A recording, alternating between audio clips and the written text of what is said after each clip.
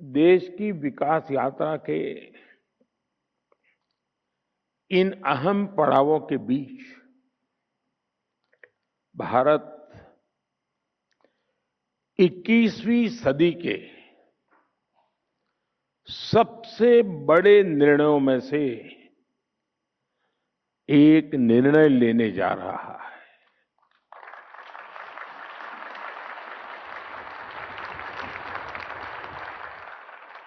मैं बहुत जिम्मेवारी के साथ कह रहा हूं कि 21वीं सदी के महत्वपूर्ण निर्णयों में से एक महत्वपूर्ण निर्णय यह है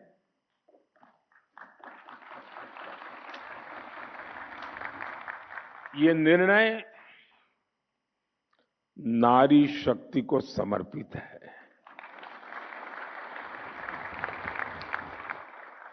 नारी शक्ति वंदन को समर्पित है। हमारे देश की संसद एक नया इतिहास रचने के करीब है। एक ऐसा नया इतिहास जो अतीत की संकल्पनाओं को साकार करेगा, जो भविष्य के संकल्पों को पूरा करेगा। एक ऐसे भारत का संकल्प जो समता मूलक हो, जहां सामाजिक न्याय केवल एक नारा न हो, लेकिन हमारी कार्य संस्कृति का, हमारे वर्क कल्चर का, हमारी निर्णय प्रक्रिया का स्वाभाविक हिस्सा हो। राज्यों की विधानसभाओं से लेकर देश की संसद तक दशकों की प्रतीक्षा के अंत का समय 16, 17, 18 है।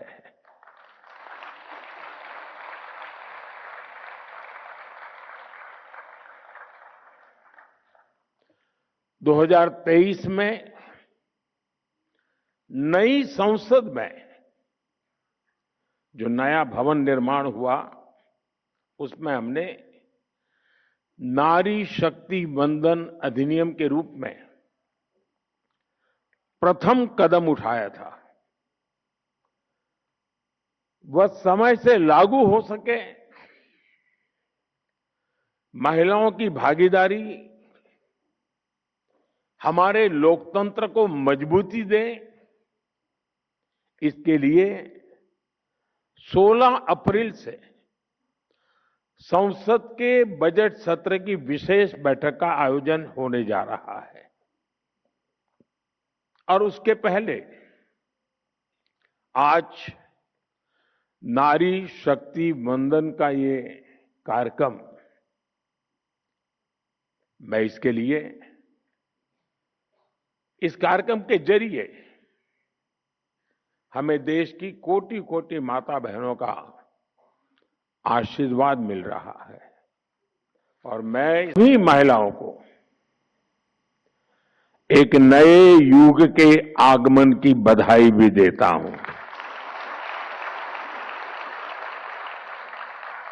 साथियों, लोकतांत्रिक संरचना में महिलाओं को आरक्षण देने की जरूरत दशकों से हर कोई महसूस कर रहा था, चर्चा भी होती थी। इस विमर्श को करीब करीब 4 दशक बीत गए, 40 साल बीत गए। इसमें सभी पार्टियों के और कितनी ही पीढ़ियों के प्रयास शामिल है। हर दल ने इस विचार को अपने अपने ढंग से आगे बढ़ाया है। 2023 में जब नारी शक्ति वंदन अधिनियम आया था, तब भी सभी दलों ने सर्वसम्मति से इसे पास कराया था।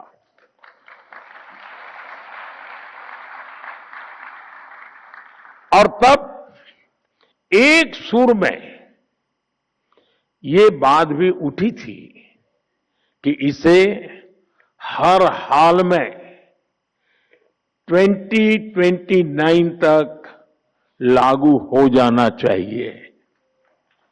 ये बात सबने कही थी। कानून पारित हो लेकिन लागू न हो, ये सदन में किसी को मंजूर नहीं था। और खास करके हमारे विपक्ष के सभी साथियों ने मुखर होकर के इस बात पर जोर डाला था कि 2029 में ये लागू होना चाहिए। 2029 की समय सीमा को ध्यान में रखते हुए सरकार ने, क्योंकि विपक्ष ने जो बात रखी थी हमारे लिए वो बात भी गंभीर होती है, और इसलिए हम लगातार विचार विमर्श करते रहे, मंथन करते रहे, नए नए रास्ते खोजते रहे। संविधान की जिनको ज्यादा अध्ययन है ऐसे लोगों की भी सलाह ली, और 16 अप्रैल से संसद में इस पर व्यापक चर्चा भी होने जा रही है। साथियों, हमारा प्रयास है और हमारी प्राथमिकता भी है, इस बार भी ये काम संवाद, सहयोग और सहभागिता से हो। और मुझे पूरा विश्वास है कि जिस प्रकार से इस अधिनियम को पारित किया गया था और संसद का, सदन का गौरव बढ़ा था, इस बार भी सबके सामूहिक प्रयास से संसद की गरिमा और नई ऊंचाइयों को छुएगी।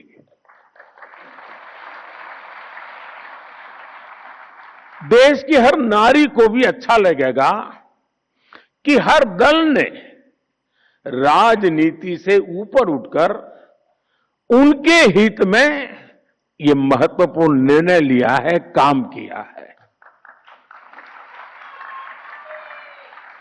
हमारे देश में महिला नेतृत्व का एक बेहतरीन उदाहरण पंचायती राज संस्थाएं भी हैं। आज भारत में 14 लाख से अधिक महिलाएं लोकल गवर्नमेंट बॉडीज में सफलतापूर्वक काम कर रही हैं।